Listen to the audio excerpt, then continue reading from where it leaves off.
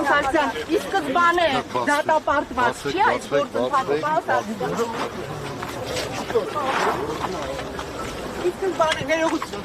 Ի սկզբանե դատապարտված չի այդ գործընթացը, երբ 36 պատգամավորներ չկան, առնվազն 54 ինչպես եք պատկերացնում, պարզ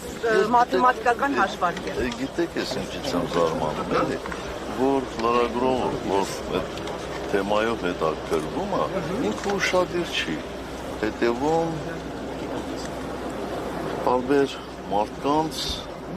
բացատրությունների։ Եթե օրինակ դուք երեք լսածելնեիք Հայկի Մամիջանյան, այդ հարցը չեք տա, 36-ը ինչ կապ ունի, մեզ 54 է պետք, 36 չի պետք։ 36 նախնական գործընթացը սկսել։ Ոչ, գործընթացը արդեն սկսված է, վաղուց սկսված է։ 36 պատգամավոր դրել է իր ստորագրությունը, պարոն Սարգսյան։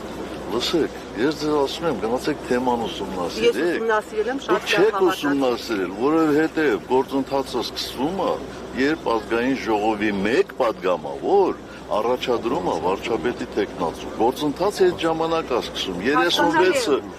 Բայց նիստերի դահլիճ բերելու համար 36 մարդու ստորագրություն է, պարոն նախագահ։ Բայց մենք ասեցինք, որ նիստերի դահլիճ բերելու ենք, երբ ունենանք 54, 36-ը կապ չունի, բաց թիվ եք ասում 36-ը։